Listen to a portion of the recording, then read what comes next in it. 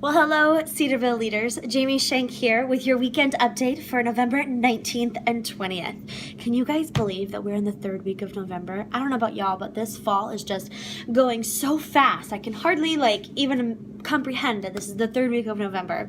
However, welcome to it. This weekend, the bright idea is God gives me hope. Even in the times where we feel hopeless, God is always there beside us, willing and ready to give us hope. So how cool that we get to talk about this story with these kids this weekend. The story that we're looking over is Noah, and that is found in Genesis 6 through 8, and also chapter 9, verses 1 through 17. Feel free to look over that story, become familiar with it, really wrap your brain around it. Every week that we come mentally prepared for these kids, for the questions, with the story, we get to serve these kids even better. I'm going to be looking over it, and I invite you to do it with me. The memory verse for this story is Matthew 24:42. So you too must keep watch, for you don't know what day your Lord is coming. Feel free to go over those motions a couple times. Again, the more we know them, the better we can teach them, and the better the kids will learn. I love it. I love it so much. So this weekend in preschool, we're playing the game, I'm thinking of an animal. So on your leader guide, there'll be some animals listed. And as the leader, your job is going to be to describe an animal. Maybe it's how they walk. Maybe it's what sound they make. Maybe it's what their appearance looks like. And then the kiddos are going to try to guess as a group what animal it is that you're thinking of. In elementary, we are playing the game Defy Gravity. So you'll be sitting in your groups and you'll have two balloons. The object of the game is to see how long you can keep the two balloons in the air. The key to this one is that you're seated while you're doing it. So I think it's going to be really fun, and I think it's going to be really great that we're keeping the kids sitting as they're trying to keep these balloons in the air. Obviously, if the balloon goes way out, grab it and bring it back, but we're playing it in a seated position. So just a quick reminder, I know that, sometimes we get sick or we have something come up or, life happens, and I totally get that. I have one ask is that if you know you're not going to be able to come on a certain weekend, could you please let us know? That way we can look ahead, we can plan ahead, we can make different arrangements. That way we can really serve our kids and our families the best that we can. Thank you guys so much for doing that. And then the win for the weekend, which I'm going to flip around and call it the weekend win.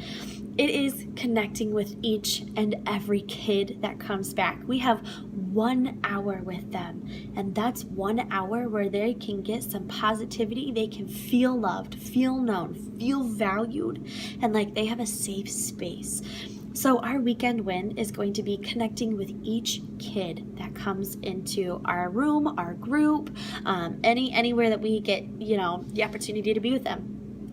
And also, while we're connecting with the kids, connecting with the parents.